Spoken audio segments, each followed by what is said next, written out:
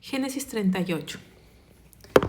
Dice, aconteció en aquel tiempo que Judá se apartó de sus hermanos y se fue a un varón adulamita que se llamaba Hira. Hablamos el capítulo anterior que los últimos capítulos de Génesis, los últimos 14 capítulos de Génesis, se enfocaban a José. Y mencionamos que José es un tipo de Cristo. No hay persona o personaje en la Biblia que más características y similitudes tengan a Jesús, a Cristo y a la redención que obtuvimos a través de él. Entonces, estamos hablando de José, se enfoca José y de repente encontramos este capítulo 38 que pareciera como una interrupción a la historia de José, como que está ahí, como que lo metieron en medio y como que si nos quitara la continuidad de la historia de José, ¿no? Pero todo tiene una razón, toda la palabra de Dios fue inspirada por él, o sea, no hay nada que esté fuera de lugar. Lo que necesitamos es pedirle a Dios su revelación, qué es lo que Él nos quiere mostrar, qué es lo que Él nos quiere enseñar con este capítulo. Y algo importante es que dice, aconteció en aquel tiempo que Judá se apartó a sus hermanos. O sea, ese incidente de José que fue vendido a los madianitas, a los árabes, a los ismaelitas, y a su vez ellos lo vendieron a Egipto, fue muy tremendo, fue dolorosísimo para Jacob, al grado que no quería ni siquiera ser consolado. Y si recordamos, Judá era, trató de alguna manera de salvar a su hermano, ¿no? Entonces, aquí como que después de ese evento, vemos que Judá se separa, se hace a un lado.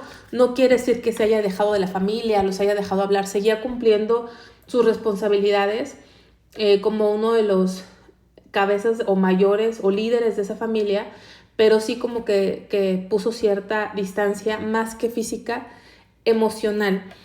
Y volviendo a mencionar que la vida de José se relaciona o es un tipo de Cristo, el hecho de que él haya sido vendido a los egipcios, o sea, eso nos habla simbólicamente del rechazo de Cristo por Israel. O sea, simbólicamente el hecho que lo hayan vendido a los gentiles. Acuérdense que bíblicamente los gentiles son todas aquellas nacionalidades, todas aquellas personas que no son judíos, que no son hebreos, se les llama gentiles.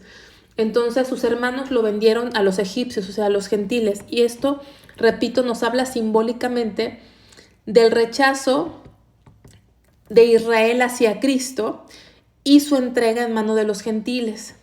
No sé si ustedes recuerden cuando Jesús estuvo aquí en la tierra, su mismo pueblo, los judíos, lo entregaron a manos de Pilato, que era el gobernador romano, y hasta hoy no han querido tener nada que ver con Cristo los judíos. O sea, lo entregaron a los gentiles, le dijeron a Pilato que él fuera el que decidiera su juicio, y aquí José es una figura que está apuntando hacia Cristo, y José es vendido a Egipto, es dado a los gentiles por sus propios hermanos, ¿no?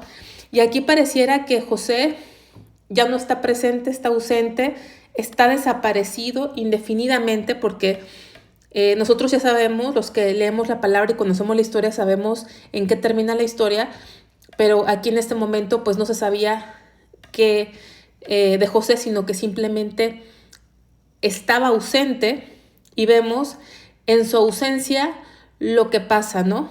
Y eso también nos hace una meditación acerca de Cristo. ¿Qué sucede con el pueblo de Israel y qué sucede con el mundo cuando Cristo aparentemente está ausente de la tierra? Y no es que esté ausente, ¿no?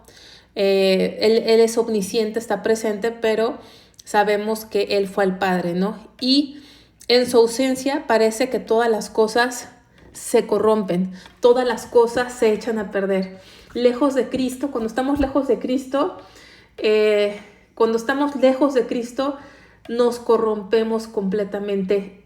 Realmente Él es el que nos mantiene en santidad, y sin Él nos vamos a la basura, o sea, nos descomponemos completamente. Y en la ausencia de José, esta familia parecía descomponerse más y más, ¿no? Y también porque este capítulo que vamos a leer es bien desagradable, es como de muy mal gusto la situación que pasaba, pero es un contraste entre la maldad del mundo y la luz de Cristo, ¿no? Porque cuando Jesús vino a la tierra, entendimos cuál era el estándar de santidad, el estándar de moralidad que Dios buscaba.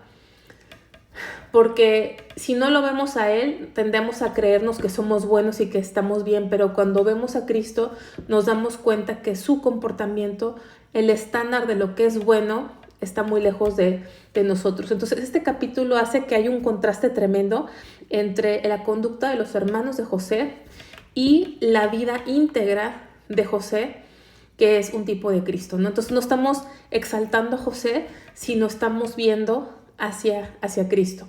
Entonces vamos a empezar. Dice, aconteció en aquel tiempo que Judá se apartó de sus hermanos y se fue a un varón adulamita que se llamaba Hira.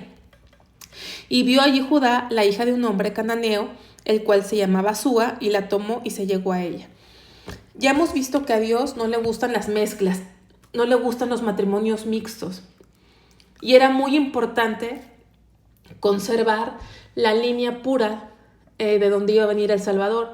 Pero aquí vemos que Judá se casa, no le consulta a nadie, se ve como un matrimonio muy precipitado, no le pidió consejo a su padre, nada, y se casa con una cananea, y los cananeos eran famosos por sus actividades pervertidas, idólatras, etc. Dice, y ella concibió y dio a luz un hijo y llamó su nombre Aquí tenemos el primer hijo, Concibió otra vez y dio a luz un hijo y llamó su nombre Onán, segundo hijo. Y volvió a concebir y dio a luz un hijo y llamó su nombre Sela, y estaba en Kesib cuando lo dio a luz. Aquí ya tenemos 3 hijos, dijimos Onán y Sela. Hijos que concibió Judá con una mujer pagana, con una mujer cananea. Dice, después Judá tomó mujer para su primogénito la cual se llamaba Tamar. Y el primogénito de Judá, fue malo ante los ojos de Dios, ante los ojos de Jehová, y le quitó Jehová la vida. Entonces Judá dijo a Onán, llégate a la mujer de tu hermano y despósate con ella y levanta descendencia a tu hermano. Y sabiendo Onán que la descendencia no había de ser suya, sucedía que cuando se llegaba a la mujer de su hermano, vertía en tierra por no dar descendencia a su hermano. Entonces aquí vemos que Judá, y vamos a hacer un recordatorio rápido. Jacob tuvo 4 mujeres, ¿no? 2 esposas y 2 concubinas que eran las siervas de sus esposas, ¿se acuerdan? Se casó con Lea y después con Raquel, que era estéril, pero Dios le dio la gracia de tener a José y a Benjamín. Pero entonces, nada más así recapitulemos. Jacob se casó con Lea, luego con Raquel, luego tuvo hijos con las siervas de ambas. Pero sus primeros 4 hijos, los 4 hijos mayores que tuvo con su primera esposa Lea, fueron, vamos a recordar, fueron Rubén, el primerito, el primogénito, luego Simeón, luego Leví y luego Judá. Y Rubén, que era el que tenía derecho a la primogenitura, la había perdido por un tema de incesto. Y luego Simeón y Leví, que le seguían, también habían tenido un comportamiento abominable cuando masacraron a todo un pueblo en venganza de su hermana, derramando sangre innecesariamente. Y quedaba Judá, que era como la potencial cabeza de esa familia, el que iba a ocupar el lugar de la primogenitura, porque los demás, pues por sus actitudes y comportamientos la perdieron. pero aquí vemos que se involucra con una cananea, que era un pueblo tremendamente idólatra, etc. Entonces vemos que la familia de Jacob, de donde iba a venir el Salvador, literalmente era un desastre, ¿sí? Y José, que era el único que mostraba testimonio, pues aquí estaba desaparecido, ¿sí? Como que desapareció del mapa. Entonces vemos que Judá, que finalmente de Judá vino el Salvador, de la descendencia de Judá nació Jesús en esta tierra, vino Jesús a esta tierra. Judá aquí vemos que tiene un comportamiento terrible desde que se casa sin opinión de nadie, se casa con una cananea y nos está diciendo que tuvo 3 hijos y el primero murió porque dice que si lo leemos aquí, dice que su primogénito fue malo ante los ojos de Jehová. No nos dice qué hacía o qué tipo de pecado, pero nos dice que fue malo ante los ojos de Jehová. O sea, de alguna forma tuvo un comportamiento perverso, rebelde. O sea, no imaginamos a qué grado de su conducta desafiaba a Dios, que Dios le quitó la vida. Y era común en ese tiempo lo que se le llama como el matrimonio levirato, que era que cuando un varón fallecía, su hermano levantaba descendencia a su viuda para preservar su nombre, para preservar su herencia y levantar la descendencia. Era común que se cuidara ese nombre, esa descendencia. Entonces le tocaba a su hermano, que aquí vemos que se llama Onán, y él sí se acostaba con la esposa de su hermano, pero tomaba las medidas para no dejarla embarazada. Entonces el pecado aquí no es sexual, porque aquí dice que sabiendo Onán que la descendencia no iba a ser suya, sucedía que cuando se llegaba a la mujer de su hermano, vertía en tierra por no dar descendencia a su hermano. O sea, apartaba el semen para que esta mujer no quedara embarazada, pero no es el pecado aquí no fue un pecado sexual realmente, sino un pecado de egoísmo, porque sí disfrutaba, obtenía de ella el placer sexual, no se negaba a eso, pero se aseguraba de que no quedara embarazada. Si realmente no quería nada con ella, pues no se hubiera ni siquiera acostado con ella, ni mucho menos, pero eso sí lo quería, pero no quería ninguna responsabilidad, ni le preocupaba el nombre de su hermano, ni ningún tipo de esas cosas. Ese fue el problema con él. Entonces dice, y desagradó en los ojos de Jehová lo que hacía, y él también le quitó la vida. Bueno, de los 2 hijos de Judá, pues murieron. Y realmente vemos aquí la providencia de Dios y el rechazo para que estos fueran parte de la línea genealógica, porque repito, de Judá vino Jesús. Y Judá dijo a Tamar, su nuera, quédate viuda en casa de tu padre hasta que crezca Sela, o sea, el tercer hijo, el más chiquito, porque dijo, no sea que muera él también como sus hermanos, y se fue Tamar y estuvo en casa de su padre. Y pasaron muchos días y murió la hija de Súa, mujer de Judá. Después Judá se consoló y subía a los trasquiladores de sus ovejas a Timnat, él y su amigo Hira, el adulamita. Y fue dado aviso a Tamar diciendo, he aquí tu suegro sube a Timnat a trasquilar sus ovejas.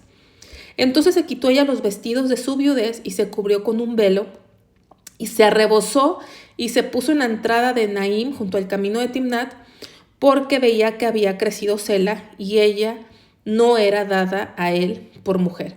O sea, Judá le prometió que le iba a dar el tercer hijo, pero cuando creciera, porque estaba muy pequeño. Pero por alguna razón que no sabemos, Judá no fue diligente en cumplir su palabra, o quizá no lo quería hacer, o a lo mejor tenía sospechas de que esa mujer era como de mala suerte, por llamarlo de alguna forma, porque sus 2 hijos habían muerto. La cosa es que dejó como que ese tema en el limbo, y ella quiso resolverlo en sus propias manos. Y cuando su suegro quedó viudo y se enteró que iba a ir a esta ciudad a trasquilar sus ovejas, entonces ella armó un plan y dice que se arrebozó. Arrebozó quiere decir se disfrazó, se ocultó sagazmente su identidad y se puso a la entrada de Naim junto al camino de Timnat, porque dijo, ya creció Sela, o sea, el tercer hijo, y no me lo han dado. Y la vio Judá y la tuvo por ramera, porque ella había cubierto su rostro.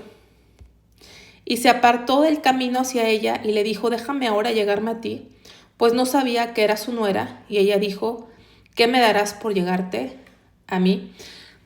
Aquí hay algo que era muy típico en los cananeos. Ellos practicaban una religión, y era una religión altamente sexual, donde las mujeres se prostituían, era parte del ritual prostituirse, era como una entrega a sus dioses, y aparentemente ella tenía ese velo. Ahora el pecado es más descarado, pero ella tenía ese velo, y él la confundió con una prostituta. Aquí no se dice inicialmente las intenciones de ella, pero no eran buenas, porque dice que se ocultó, se disfrazó, pero no se especifica cuál era su estrategia específicamente a seguir, pero la forma en que vestía parecía como esas rameras religiosas que practicaban, se iban al templo a entregarse a hombres, porque era una forma de entregarse a sus dioses. Los cananeos eran una nación muy pervertida sexualmente, y había una mezcla entre sus creencias religiosas y su desenfreno y su inmoralidad sexual. Y él, cuando la vio, pues pensó que era una ramera, lo dio por hecho, y ella le siguió totalmente la corriente, el juego, hasta negoció el costo y todo, porque le dice, a ver, ¿qué me vas a dar por llegarte a mí? Él respondió, yo te enviaré del ganado un cabrito, de las cabras, y ella dijo, dame una prenda hasta que lo envíes. O sea, los dos estaban tremendamente mal, y quizá más mal Judá, porque él era pueblo de Dios, y él se había casado con una mujer cananea, inicialmente, que había muerto. Y esa mujer cananea, aparentemente, aunque no se dice más, podemos sobreentender que la mujer esta, o sea, la que llegó a ser esposa de Judá, no tenía ningún interés en el Dios verdadero, no tenía ningún interés en el creador del universo, porque no se menciona nada de eso, y vemos que los hijos que crió eran rebeldes, ¿no? Rebeldes en contra de Dios, al grado que murieron. Entonces, Judá realmente ahora sí que iba en picada. Y es lo que entendemos cuando José, que es un tipo de Cristo, está ausente de nuestras vidas van en picada. Llegamos al pozo, bajamos nuestros estándares, no tenemos idea hasta dónde puede llegar nuestra vida cuando José, o sea, Cristo en José, cuando el Cristo está ausente en nuestra vida, ¿no? Que aquí José es un tipo de Cristo. Cuando Él está ausente, no sabemos el desenlace de nuestra vida, qué tanto nos corrompemos, porque pues los dos estaban mal, pero ella, digamos que estaba pecando por dinero, por obtener algo, y él estaba pagando por pecar. O sea, a ese grado, él estaba pagando por pecar, porque era andar con prostitutas y esas cosas están prohibidas en la palabra de Dios, son actos inmorales. Entonces Judá dijo, ¿qué prenda te daré? Ella respondió, tu sello, tu cordón y tu báculo que tienes en tu mano. Y él se los dio y se llegó a ella, y ella concibió de él. Eran como tomados en ese tiempo el sello, el cordón y el báculo como objetos de identificación personal. El sello era cuando alguien, era como una firma, ponías tu sello, y generalmente iban colgados de un cordón, se colgaban en el cuello, ¿no? Entonces probablemente ese cordón era para poner ese sello, colgárselo, y su báculo, que era como un tipo bastón de pastor, y dijo, dame esto como prenda de que me vas a pagar. Y él se veía que lo que le interesaba era obtener el placer, y no pensó en absolutamente nada, ¿no? Luego se levantó y se fue, y se quitó el velo de sobre sí, y se vistió las ropas de su viudez. Y Judá envió el cabrito de las cabras por medio de su amigo el adulamita, para que éste recibiese la prenda de la mujer, pero no la halló. Y preguntó a los hombres de aquel lugar diciendo: ¿dónde está la ramera de Enaim junto al camino? Y ellos le dijeron: no ha estado aquí ramera alguna. Entonces él se volvió a Judá y dijo: no la he hallado. Y también los hombres del lugar dijeron: aquí no ha estado ramera. Y Judá dijo: tómeselo para sí, para que no seamos menospreciados. He aquí, yo he enviado este cabrito, y tú no la hallaste. Sucedió que al cabo de unos 3 meses fue dado aviso a Judá diciendo: Tamar tu nuera ha fornicado y ciertamente está encinta a causa de las fornicaciones. Y Judá dijo: sacadla y sea quemada. O sea, aquí Judá era mal visto, obviamente, que alguien estuviera con prostitutas y todas esas cosas, y él trató de cumplir, pagar para recuperar sus objetos, pero parece que no le importó tanto. Pasó el tiempo, era imposible que no se supiera que esta mujer estaba embarazada, y esta mujer pues de alguna forma estaba prometida con el hijo menor de Judá, el que le había prometido dar, pero no se lo había dado. Entonces eso constituía pues un acto de fornicación, un acto de deslealtad, porque ella, digamos que estaba prometida al hijo de Judá, y él ejerció un papel de autoridad en esa familia como cabeza de la familia, y tenía el poder de emitir un juicio, y el juicio que pone es que la quemen. En la Biblia, en Levítico 20:14, vemos que ciertos pecados Dios los condena con este castigo de quemarla, entonces de quemar a las personas, ciertos actos inmorales. Y aquí él ejerce se porta como juez cuando él era parte del pecado, ¿no? Imagínense, sacarle y sea quemada, o sea, con esa autoridad, ¿no? Que quiere hacer justicia, porque esta mujer se portó deslealtad, está prometida con mi hijo y termina embarazada de no sé quién y merece ser quemada, y va toda la procesión, se está preparando la hoguera, ¿no? El pueblo se alista para quemar a esta tremenda mujer, y de repente ella dice, pero ella, cuando la sacaban, envió a decir a su suegro: del varón cuyas son estas cosas, estoy encinta. También dijo: mira ahora de quién son estas cosas, el sello, el cordón y el báculo. Entonces Judá los reconoció y dijo: más justa es ella que yo, por cuanto no la he dado a Sela, mi hijo, y nunca más la conoció. Vemos el tipo de personas que son muy severos con otras personas, pero permisivos con ellos mismos. No sé si han conocido a gente así, severos, quieren parecer justos con otras personas y los condenan, pero con ellos mismos no aplican los mismos estándares, ¿no? Qué gran hipocresía. Ese fue el comportamiento de Judá, y cuando él se enteró la verdad de la situación, pues obviamente se canceló automáticamente el juicio de quemarla en una hoguera. Y ella cuando él dice más justa es ella que yo, no significa que ella sea una persona moralmente buena, no quiere decir que ella sea una mujer de virtudes, sino lo que está diciendo, más justa es ella que yo, pues que ella tenía razón en el sentido de que estaba queriendo preservar la herencia del hijo de Judá. Estaba más interesada ella que Judá mismo en que se preservara la herencia y el nombre, ¿no?, de su hijo. A eso se refiere. En ningún momento es que ella sea un ejemplo a seguir en lo absoluto. Y aconteció que al tiempo de dar a luz, he aquí había gemelos en su seno.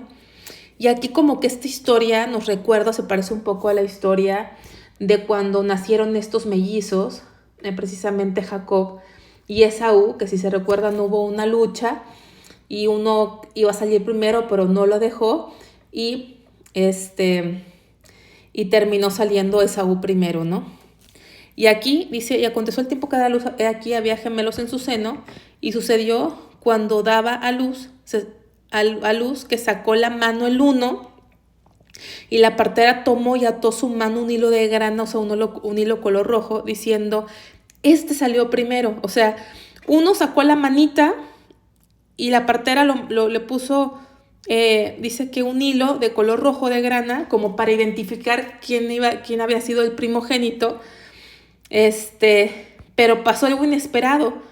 Volviendo él a meter su mano, metió su mano, como que se regresó, y eso dio oportunidad y salió su hermano. Y ella dijo: ¿qué brecha te has abierto? Y llamó su nombre Fares. Después salió su hermano, que tenía en su mano el hilo de grana, y llamó su nombre Sara. Y este capítulo, a pesar de que es muy oscuro, con hombres que desafían a Dios al grado que Dios le quita la vida, José estando ausente, Judá, que era el único a lo mejor potencial que podía ser líder de la familia, pervirtiéndose con cananeas, parecía este capítulo que ya no iba a haber forma de preservar la línea genealógica del Salvador, porque todos andaban mal, todos estaban mezclando con naciones perversas, y que ya no iba a quedar esa línea pura. Pero termina este capítulo con esperanza, porque Dios se encargó de preservar esa línea genealógica, porque de Judá vinieron los reyes, y de Judá nació Jesús, de tal manera que Tamar, esta mujer que digamos que tuvo este episodio de prostituta, que hubo un incesto con su suegro, que no era una mujer del pueblo de Dios, que era una mujer inmoral, aparece en la línea genealógica de Jesús, al igual que Fares. Vamos a ver rápidamente Mateo, porque ese es como un monumento de la gracia de Dios. Porque miren, esta familia no era una familia así que digamos qué ejemplar la familia, qué santa, qué pura esta familia, qué entregada y qué consagrada. Vean la cantidad de problemas que tienen. O sea, los primeros hijos masacraron a todo un pueblo, había incesto en la familia, vendieron a su propio hermano. O sea, eran un caos, eran totalmente un caos, pero Dios en su misericordia trató con ellos, así como trata con nosotros. Dios preservó su plan de salvación, para que a pesar de toda la oposición, todas las malas decisiones, todo el desastre que hacían todos y seguimos haciendo, el Señor llevó a cabo su plan de manera incondicional. Y aquí dice en Mateo 1, libro de la genealogía de Jesucristo, hijo de David, hijo de Abraham. Abraham engendró a Isaac, Isaac a Jacob, Jacob a Judá y a sus hermanos. Estamos hablando de Judá en este capítulo 38. Judá engendró de Tamar, ¿sí?, a Fares, a Sara. Fares es Rom Aram. O sea, Sara está mencionada en la genealogía, aunque no vino de él el Salvador, pero está mencionado. Pero Fares, el que se abrió brecha, que es lo que significa Fares, el que se abrió brecha, sí está mencionado en la genealogía de Jesús.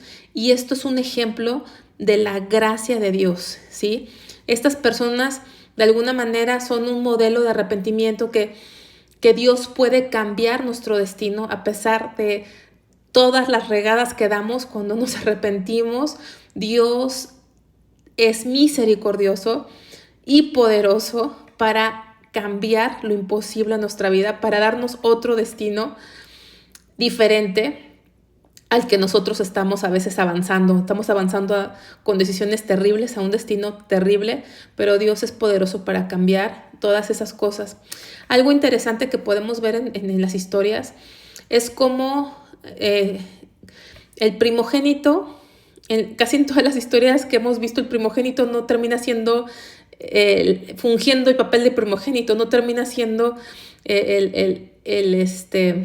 la cabeza de la familia. Empecemos con Isaac. Isaac no fue el primogénito de Abraham, fue Ismael, pero Dios escogió a Isaac. Luego Isaac tuvo a 2 mellizos que pelearon en el vientre y salió primero Esaú, pero Jacob era el elegido, no fue el primogénito. Y aquí, en este ejemplo de Fares y Sara, el que iban a ser primero, que tenía el hilo de grana, metió otra vez su manita y el otro se abrió brecha para salir y fue injertado o insertado a la genealogía de Jesús. Y de alguna manera los primogénitos nos hablan de Cristo. Los primogénitos apuntan a Cristo. Acuérdense que en toda la Biblia Dios se quiere revelar. O sea, la Biblia es la revelación de Cristo. El Antiguo Testamento nos habla de Cristo. Los primogénitos nos hablan de Cristo. Cristo es el primogénito de entre muchos hermanos, porque Él nos hizo sus hermanos. Él es el primogénito de entre los muertos. O sea, el primogénito nos habla de Cristo, pero también Él cedió su lugar. Así parecería, sobre todo en este incidente de Fares y Zara, porque el que iba a nacer primero, el que le pusieron el cordón rojo, que nos habla de sangre, de la sangre de Cristo, el que iba a nacer primero se volvió a meter para darle lugar al otro, y es lo que hizo Jesucristo en la cruz del Calvario. Él nos salvó, Él tomó nuestro lugar, Él tomó nuestro lugar y nos insertó a su familia, ¿sí? Por eso Fares está aquí en la genealogía de Jesús. ¿Por qué? Porque nosotros, así como Fares, no nos abrimos brecha a nosotros mismos, sino que Cristo tomó nuestro lugar. Él murió en la cruz, por eso el hilo de grana, y Él, al tomar nuestro lugar, nos injertó a su familia. Ahora somos familia de Dios. ¿Por qué? Por la gracia de Cristo. Espero que haya sido de bendición y aprendizaje este capítulo 38.